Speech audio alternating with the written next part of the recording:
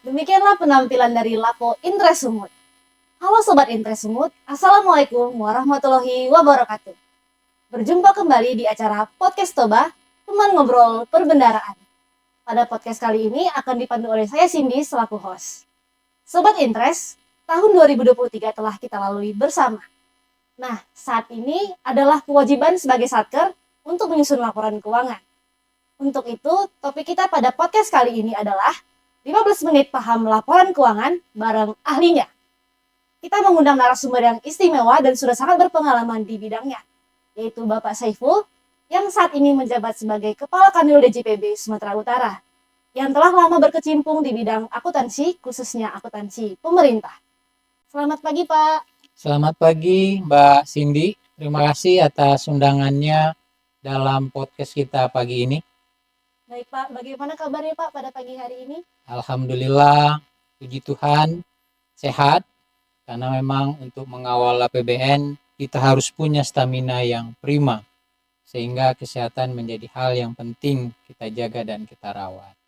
Wah, kalau begitu Bapak ada tipsnya sedikit, Pak, bagi Sobat Intres yang mungkin menonton pada YouTube ini. Bagaimana tipsnya dalam menjaga kesehatan di kondisi saat ini, Pak? Mungkin ada tipsnya, Pak? Boleh Dua hal saja ya, Mbak Cindy.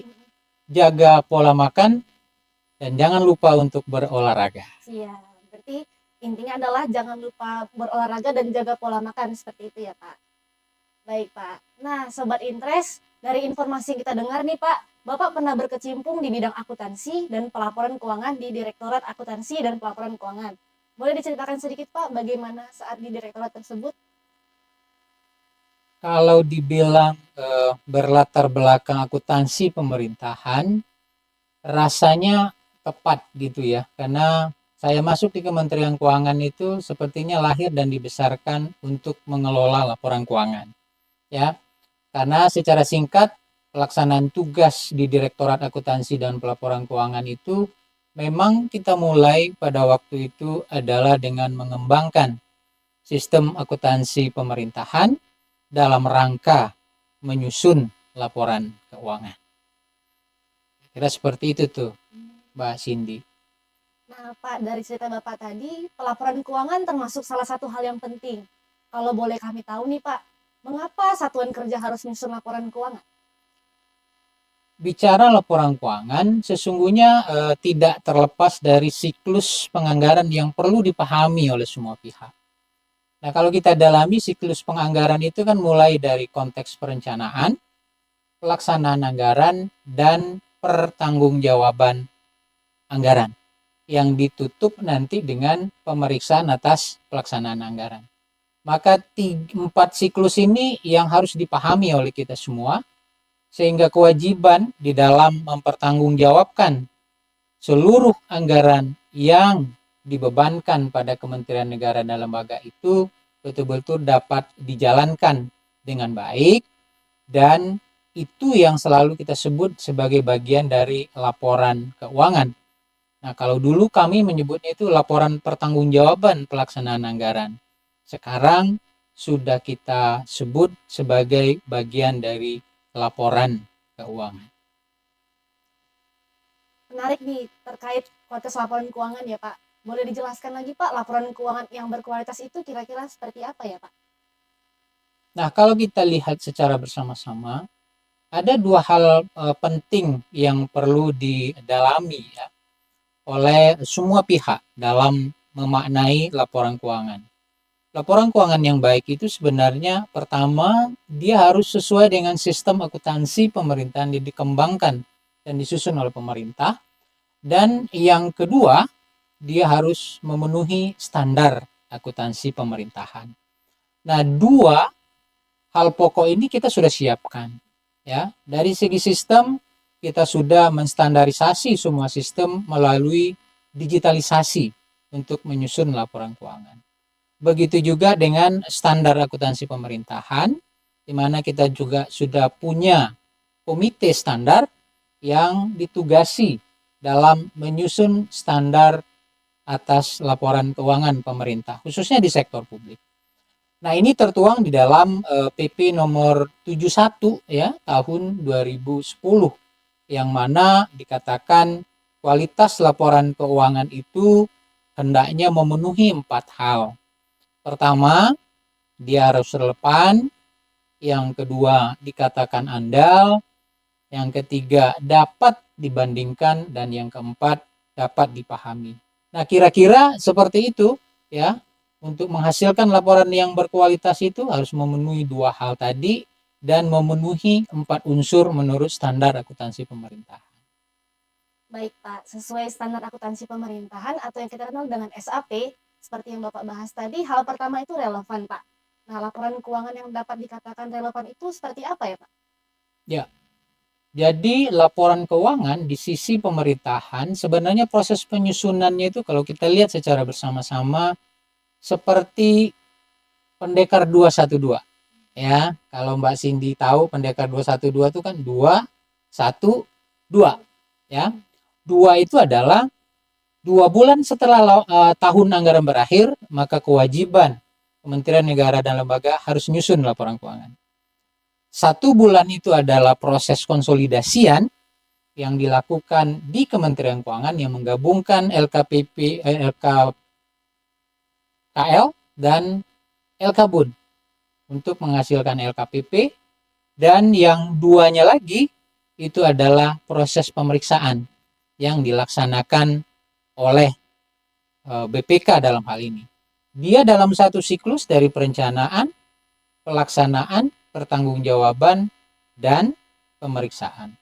Nah, konteksnya dengan kata relevan tadi, tentu kita harus melihat karakteristik dari relevan itu sendiri. Yang pertama, dia harus memberikan manfaat umpan balik ya, yang mana pengguna laporan keuangan dapat menegaskan atau mengoreksi kemungkinan-kemungkinan peristiwa atau kejadian-kejadian masa lalu yang terbukukan belum sesuai dengan standar dan sistem yang disiapkan. Yang kedua, memiliki manfaat prediktif. Jadi dia memberikan informasi ya bagi pengguna untuk bisa memprediksi peristiwa-peristiwa baik masa lalu maupun masa yang akan datang atas keterjadiannya. Dan yang berikutnya itu adalah tepat waktu. Itu yang saya sebut tadi. Jadi begitu 2 bulan setelah tahun anggaran berakhir, maka harus segera disusun laporan keuangan dan laporan tanggung jawabannya. Yang keempat, tentu ada unsur netralitas di sana, di mana informasi yang kita susun, yang kita sampaikan kepada pengguna laporan keuangan sifatnya tidak berpihak. Jadi tidak diarahkan untuk kebutuhan satu pihak tertentu saja. Nah, kira-kira itu makna dari kata relevan di dalam 4 karakteristik di standar akuntansi pemerintahan yang kita buat. Baik Pak. Poin selanjutnya itu, poin kedua itu ada andal Pak. Nah, laporan keuangan yang dapat dikatakan andal itu seperti apa ya Pak? Ya, andal bukan handal ya. Nah, handal itu kan semangatnya perbentuk, interest handal. Nah, laporan keuangan yang handal dikatakan andal itu jika informasi dalam laporan keuangan yang disusun itu bebas dari pengertian yang menyesatkan. Jadi siapapun yang membaca laporan keuangan itu dia bebas dari informasi yang menyesatkan dan bebas dari penyajian kesalahan secara material dan fakta-fakta yang disusun dan yang disajikan betul-betul dapat diverifikasi. Nah, dari konteks ini kalau kita lihat kan ada 3 hal tadi.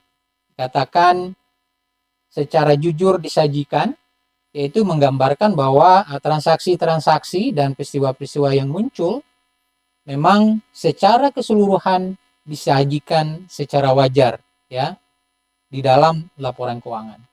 Dan yang kedua, kalau kita lihat dia harus mampu diverifikasi ya, di mana laporan keuangan yang disajikan itu dapat diuji keabsahan dan kevalitannya ya apabila kita lakukan proses pengujian.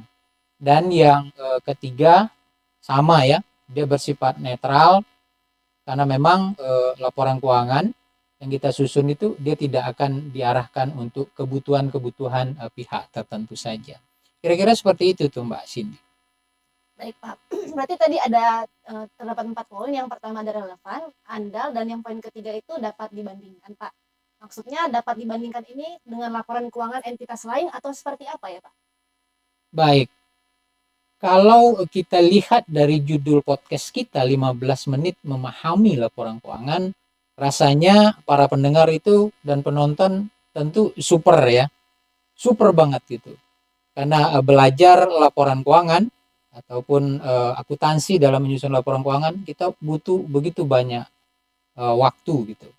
Namun saat ini kita siapkan hanya 15 menit. Rekan-rekan tuh bisa gitu ya. Setidaknya memahami bagaimana menghasilkan laporan keuangan yang terbaik. Nah, masuk ke istilah yang ketiga tadi. Jadi informasi yang dihasilkan atau disusun dalam laporan keuangan itu berguna jika dapat kita bandingkan ya.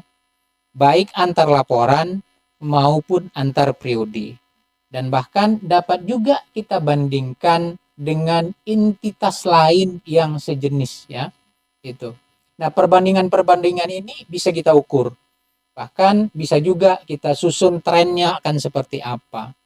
Sehingga apakah satu kementerian negara dan lembaga yang mempunyai program kegiatan yang sama dalam menyusun laporan keuangan, dalam output yang dia capai itu bisa dibandingkan dengan kementerian lain. Sehingga di dalam konteks ini kita tahu apakah pelaksanaan anggaran betul-betul sudah inline dan sebangun dengan laporan pertanggungjawabannya. Inilah yang kita maknai sebagai bagian dari perbandingan tadi. Sifatnya bisa internal, bisa juga eksternal. Nah Pak, telah disampaikan tadi ada 3 poin. Pertama itu relevan, andal, dapat dibandingkan, dan poin yang terakhir nih Pak, dapat dipahami. Boleh dijelaskan Pak artinya poin terakhir ini seperti apa ya Pak? Ya, bahasa singkatnya kalau kita ngomong dipahami, jadi siapapun orang yang membaca laporan keuangan, baik dia berlatar belakang keuangan, ekonomi, akuntansi, kedokteran, pertanian, teknik, dia bisa memahami laporan keuangan yang kita susun. Maka kalau kita tarik ke judulnya, memahami 15 menit laporan keuangan itu rasanya bisa terpenuhi. Kenapa? Karena kemampuan kita menyusun dan menghasilkan laporan keuangan itu betul-betul dapat dibaca dengan mudah oleh pengguna laporan keuangan. Maka laporan keuangan yang dihasilkan di dalam konteks karakteristik yang keempat tadi betul-betul latar belakang apapun orang paham ya atas operasional kegiatan dari satu entitas berdasarkan laporan keuangan yang dihasilkan dan yang disusun. Seperti itu ya Pak. Selanjutnya nih Pak, terkait laporan keuangan pemerintah daerah atau LKPD, di Sumatera Utara saat ini masih terdapat Pemda yang belum meraih opini WTP atas LKPD mereka Pak. Apakah ada strategi yang dapat dilakukan untuk meningkatkan kualitas laporan keuangan, baik untuk satuan kerja ataupun pemerintah daerah Pak? Ya, jadi kita bicara laporan keuangan pemerintah pusat, laporan keuangan pemerintah daerah, rujukannya sebenarnya sama ya. Basisnya adalah reform dalam Undang-Undang Pengelolaan Keuangan Negara. Itu kunci pertamanya. Kunci yang kedua, sistem dan standar yang kita susun dan siapkan itu sama ya untuk pemerintah pusat dan pemerintah daerah. Di dalam prakteknya memang kalau total 500-an lebih Pemda yang ada di Indonesia ya, yang tersebar ke dalam 34 provinsi itu memang belum semua pemerintah daerah yang beropini baik di dalam menghasilkan dan menyusun laporan keuangan. Karena memang masih ditemukan beberapa hal di dalam konteks pelaksanaan anggarannya tadi ya. Sehingga kalau kita lihat di Sumatera Utara sendiri masih tersisa 6 Pemda yang memang opininya belum beropini baik ya. Namun kita siapkan program khusus ya dari Direktorat Jenderal Perbendaharaan khususnya kantor wilayah kita, di mana program pendampingan dalam rangka menyusun dan menyiapkan laporan keuangan yang harapannya tentu akan beropini baik. Dan kita dengan Pemda, atas 6 Pemda itu juga sudah melakukan semacam komitmen bersama ya. Karena proses menghasilkan laporan keuangan yang baik itu kalau tidak ada komitmen dari semua jajaran tentu tidak akan menghasilkan laporan keuangan yang beropini baik. Nah, di luar komitmen tadi ada 3 hal besar sebenarnya yang perlu menjadi perhatian bagi pemerintah daerah. Kalau saya diizinkan nambah satu umpamanya nanti. Yang pertama itu adalah tadi kesesuaian dengan standar akuntansi pemerintahan yang memang sudah disusun dan disiapkan sebagai pondasi bagi seluruh entitas untuk menghasilkan laporan keuangan yang baik. Yang kedua adalah kecukupan pengungkapan ya. Jadi dalam laporan keuangan itu kalau ada hal-hal yang perlu kita jelaskan lebih lanjut, dia harus diungkapkan secara lengkap dan detail sesuai dengan 4 karakteristik yang di atas tadi. Sehingga nggak ada yang ditutupi, nggak ada yang disembunyikan ya. Dan itu harus dituangkan secara lengkap dan utuh di dalam catatan atas laporan keuangan yang kita buat. Dan yang ketiga adalah efektivitas sistem pengendalian internal sebagaimana ditetapkan dalam PP 60 tahun 2028 sehingga keandalan laporan keuangan itu beserta seluruh unsur pembangunnya betul-betul taat terhadap ketentuan perundangan yang baik. Dan yang ketiga adalah ketaatan terhadap peraturan perundang-undangan ya. Tadi itu hampir mirip dengan proses pengendalian internal tadi. Dan kalau tadi saya katakan kalau saya boleh nambah umpamanya yang keempat itu adalah bagaimana pemerintah daerah yang memang belum beropini baik itu menindaklanjuti secara tepat dan benar seluruh rekomendasi hasil audit Badan Pemeriksa Keuangan. Kira-kira seperti itu Mbak Cindy. Dengan langkah-langkah ini kita berharap Pemda yang belum berada pada posisi beropini baik terhadap laporan keuangannya betul-betul dapat keluar dari jeratan itu dan menghasilkan laporan keuangan yang lebih baik, akuntabel, dan tentunya beropini WTP kalau kita boleh sebut dari Badan Pemeriksa Keuangan. Wah, sangat lengkap penjelasannya ya Pak. Semoga melalui penjelasan singkat tadi, para penyusun laporan keuangan akan menyusun laporan dengan semakin baik ke depannya Pak. Sebelum kita akhiri obrolan singkat kita pada pagi hari ini, mungkin ada closing statement Pak yang akan disampaikan kepada para pendengar Sobat Interest Sumut di YouTube Pak. Baik, jadi kalau bicara laporan keuangan yang berkualitas dengan opini WTP itu, saya menyebutnya kalau laporan keuangannya beropini WTP, rasanya belum merupakan satu prestasi yang besar. Karena laporan keuangan yang beropini WTP itu keharusan dan kewajiban gitu. Sehingga inline dengan konteks pelaksanaan anggaran. Karena kalau kita lihat ada unit atau entitas yang sudah beropini WTP, ternyata masih kita temukan adanya penyimpangan. Jadi hubungan antara laporan keuangan, pelaksanaan anggaran dengan entitas ya, dengan opini itu sebenarnya satu kesatuan yang utuh. Sehingga penguatan integritas di dalam pelaksanaan anggaran akan bermuara pada menghasilkan laporan keuangan yang berkualitas. Kira-kira pesan singkatnya seperti itu tuh, Mbak Cindy. Wah, menarik sekali ya Pak. Nah, terima kasih banyak kepada Pak Kanwil yang sudah berkenan menjadi narasumber kita pada podcast Toba episode pertama tahun 2024 ini. Demikian Sobat Interest Sumut, telah kita simak bersama obrolan terkait laporan keuangan yang sudah dijelaskan oleh ahlinya. Semoga dengan adanya podcast ini semakin bermanfaat untuk menambah pemahaman terkait laporan keuangan bagi Sobat Interest Sumut sekalian. Kami segenap panitia pamit undur diri dan tetap semangat. Sampai jumpa kembali di Toba episode berikutnya dengan tema penganggaran yang efektif. Harmonious, objective, responsive, pemanas solid, jadi tak buat korupsi meninggal.